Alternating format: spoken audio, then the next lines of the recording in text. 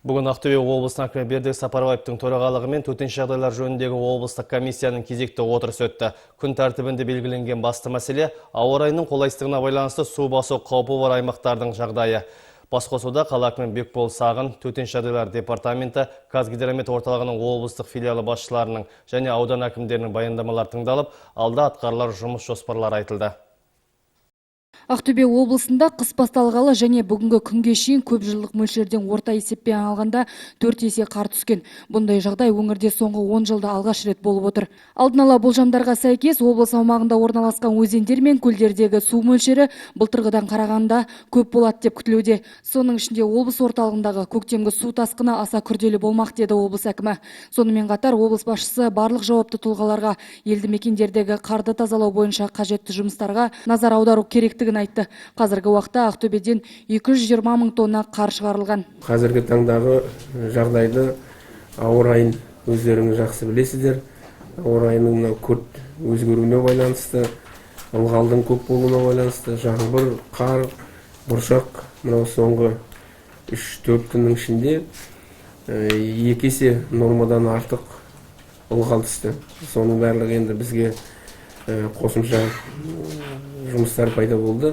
Әсіресе біздің мынау халықаралық, республикалық жолдардың бойындағы көліктер, кісілер қазір енді үлкен бір мәселелері жоқ.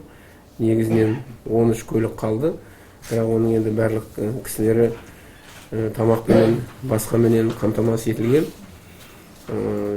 Мынау әсіресе Қарғалыда, сосын Хромтау аудандарында кейбір елді мекендерменен жол жабық.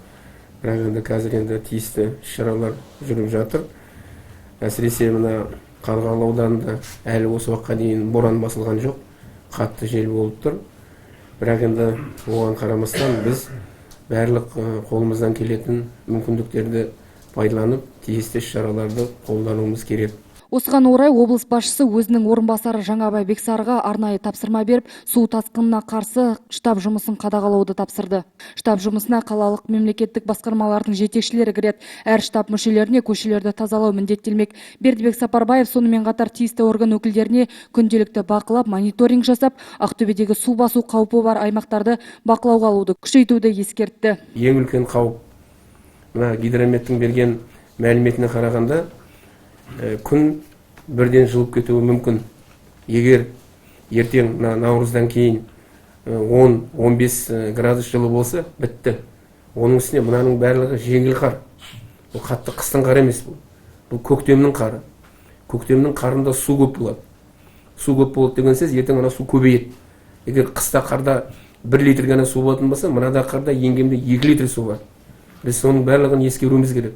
Жиын қорытындысында әкім ағымдағы жылы қаланың кешенді су бұрғыш жүйесін орналастыруға қатысты жоба жасап, оған қанша қаржы жұмсалатынын есептеуді тапсырды. Бұл жобаны облыс басшысы 3-4 жыл көлемінде іске асырмақ. Гүлбағда Қайратқызы, Мержан Аманжолов, Қазақстан, Ақтөбе.